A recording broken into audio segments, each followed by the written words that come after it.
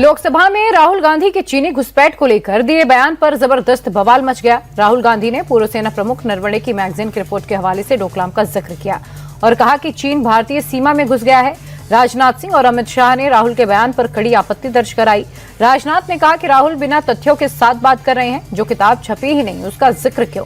वहीं शाह ने कहा कि राहुल मैगजीन की रिपोर्ट पढ़ रहे हैं, मैगजीन कुछ भी लिख सकती है। दिल्ली पहुंचते ही पश्चिम बंगाल की मुख्यमंत्री ममता बनर्जी बीजेपी पर जमकर बरसी। बंग भवन के पास भारी पुलिस की तैनाती पर ममता ने सवाल उठाए। कहा कि दिल्ली में क्या जमींदारी चल रही है, हम कोई आंदोलन करने नहीं आए। मैं दिल्ली आती हूं तो बीजेपी घबरा जाती है। उन्होंने ये भी कहा कि ये लोग बंगाल को बदनाम करने में लगे हैं। बंगाल में एसआईआर के नाम पर टॉर्चर हो रहा है। एजेंसियां बीजेपी की टूलकिट की तरह काम कर रही हैं।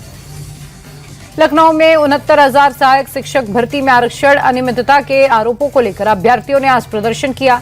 आरक्षण विसंगतियों के विरोध में बड़ी संख्या में अभ्यर्थी सड़कों पर उतरे। प्रदर्शनकारी डिप्टी सीएम केशव प्रसाद मौर्य के आवास के बाहर पहुंचे और जमकर नारेबाजी की। अभ्यर्थियों का आरोप है कि इस मामले में सुप्रीम कोर्ट में अगली सुनवाई 4 फरवरी को है। सरकार सुप्रीम कोर्ट में सही से उनका पक्ष नहीं रख रही। यूपी सीएम योगी आदित्यनाथ ने वित्त वर्ष 2026-27 के बजट को देश का विजनरी बजट बताया। शानदार बजट के लिए उन्होंने पीएम मोदी और वित्त मंत्री का आभार भी व्यक्त किया। सीएम योगी ने कहा कि ये बजट हर नागरिक के लिए है। गरीब, युवा, किसान, महिलाओं के लिए बजट में खास ध्यान रखा गया। बजट में समावेशी विकास पर विशेष ध्यान दिया गया। उन्होंने कहा कि देश की अर्थव्यवस्था दुनिया की तीसरी सबसे बड़ी इकोनॉमी बनने की ओर अग्रसर है। पीएम मोदी ने हमेशा नेशन फर्स्ट के भाव के साथ काम किया। यूपी के 68,236 सरकारी कर्मचारियों को जनवरी महीने का वेतन रुक गया है। इसकी वजह है संपत्ति का ब्यौरा नहीं देना। दरअसल योगी सरकार ने राज्य के सभी कर्मचारियों को 31 जनवरी तक मानव संविदा पोर्टल पर अपनी अचल संपत्ति का ब्यौरा अपलोड करने के निर्देश दिए, लेकिन इन कर्मचारियों ने ब्यौरा नहीं दिया, जिसके बाद सरकार ने उनका वेतन रोक लिया। संपत्ति न बताने वाले सबसे ज्यादा कर्मचारी तृतीय श्रेणी के हैं। आपको बता दें कि यूपी में कुल 8,66,261 सरकारी कर्मचारी हैं। यूपी के सीएम योगी जहां एक तरफ सख्त प्रशासनिक फैसलों के लिए जाने जाते हैं, तो दूसरी ओर उनका एक मानवीय सरल रूप भी समय समय पर सामने आता है। सोमवार को मुख्यमंत्री आवास पर आयोजित जनता दर्शन में एक नन्ही बच्ची ने सीएम से सीधे और मासूम अंदाज में कहा कि आप मेरा एडमिशन करा दीजिए। सीएम योगी ने उसके एडमिशन का आदेश दिया, साथ ही बच्ची से बड़े आत्मीय अंदाज में बात भी की। हम बड़े होके देश की शान बढ़ाएंगे, शान बढ़ाएंगे। जय हिंद, जय हिंद। ये लो, इनका एडमिशन करवा देना, एडमिशन कराओ उसका, ठीक है ना? हाँ। पटना में नीट छात्रा से रेप और मौत पर मचे बवाल के बाद बिहार सरकार ने पूरे मामले की सीबीआई जांच के आदेश दिए, लेकिन इसी बीच छात्रा का सीसीटीवी सामने आया। बताया जा रहा है कि यह सीसीटीवी 6 जनवरी का है, जिस दिन छात्रा को बेहोशी की हालत में अस्पताल ले जाया गया था। वीडियो में कुछ लोग छात्रा को गोद में उठाकर ले जाते हुए नजर आए।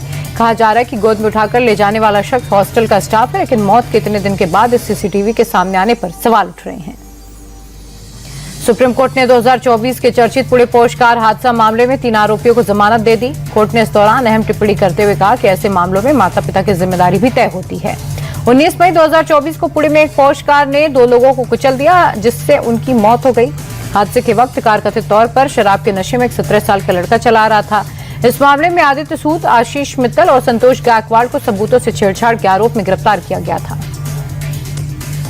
छत्तीसगढ़ के गरियाबंद में 2 समुदायों के बीच सांप्रदायिक हिंसा के बाद तनाव वाला माहौल बन गया।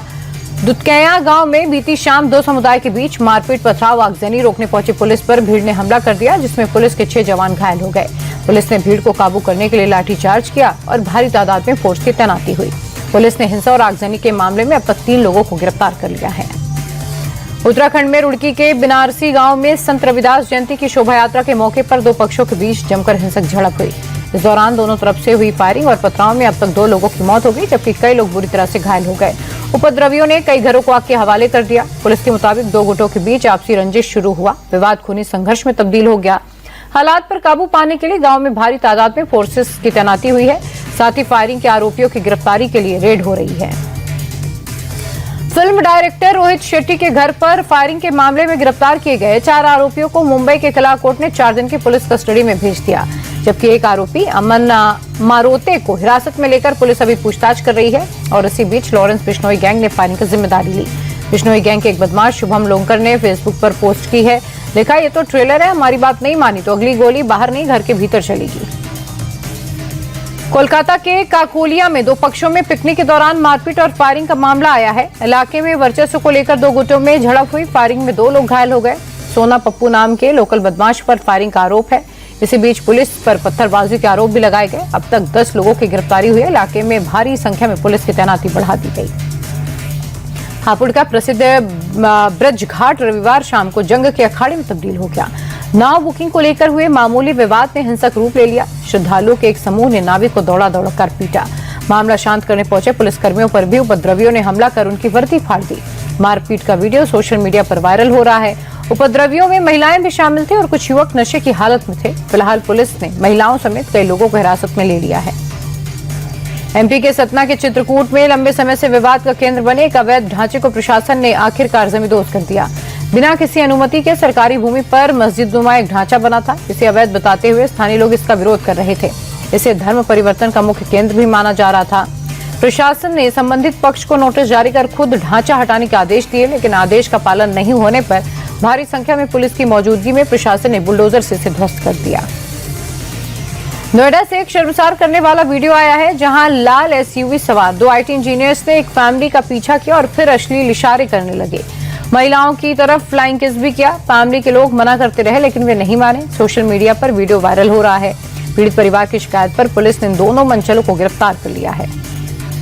यूपी के सोनभद्र में एक बार फिर टोल कर्मियों की गुंडाई दिखाई दी। टोल प्लाजा पर लगे जाम का कारण पूछने पर टोल कर्मचारियों ने पहले महिला वकील के रिश्तेदार को पीटा और जब महिला बीच बचाव करने पहुंची तो उसके साथ भी मारपीट कर दी। ये बवाल काफी देर तक चलता रहा। हमले में महिला समेत 3 लोग जख्मी हैं।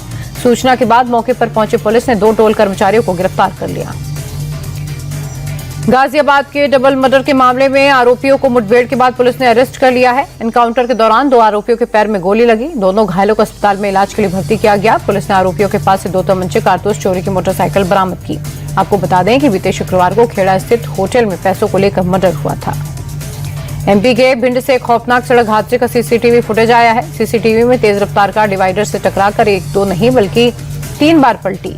रफ्तार इतनी तेज थी कि टक्कर के बाद कार सड़क के दूसरी तरफ जा गिरी। हादसे में कार चला रहे युवक की मौके पर ही मौत हो गई, जबकि कार में सवार एक युवक घायल हो गया, जबकि 2 लोग पूरी तरह सुरक्षित हैं। ये कार अचानक बैलेंस बिगड़ने के चलते गिरी है।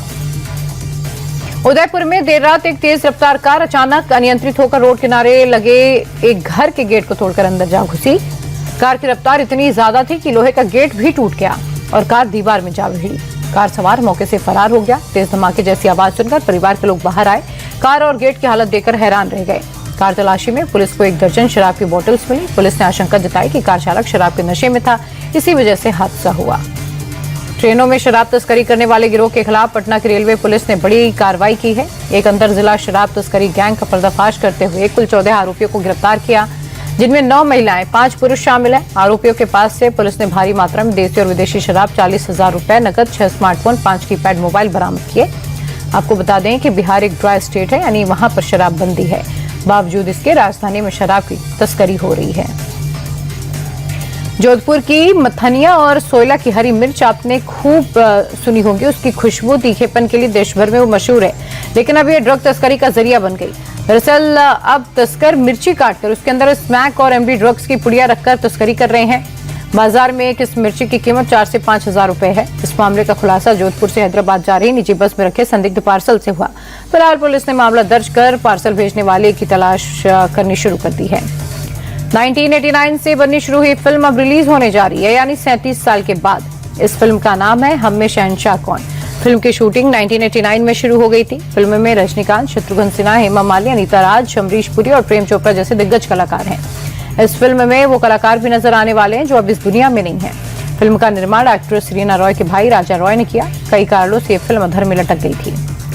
तमिलनाडु के मदुरई में पोंगल के मौके पर जल्लीकट्टू का आयोजन किया गया, जिसको लेकर लोगों में उत्साह है।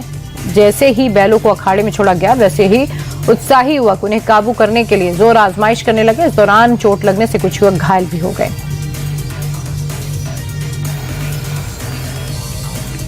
गोल्ड और सिल्वर बाजार में लगातार तीसरे दिन भारी गिरावट है। आज 1 किलो चांदी के भाव का 23,000 रुपए उसका भाव गिरा।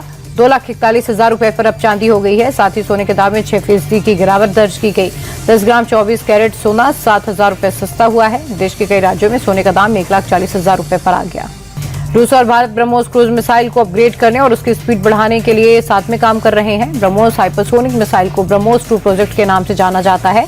ये एक नेक्स्ट जनरेशन मिसाइल है जिसकी स्पीड मैक 5 से मैक 7 के बीच हो सकती है। इस ज्वाइंट वेंचर का लक्ष्य करीब 1500 किलोमीटर तक मार करने वाले ब्रह्मोस मिसाइल का निर्माण करना है। भारत अगर ब्रह्मोस 2 बनाने में सफलता हासिल कर लेता है तो ये चीन के खिलाफ काफी ज्यादा असरकार होगी।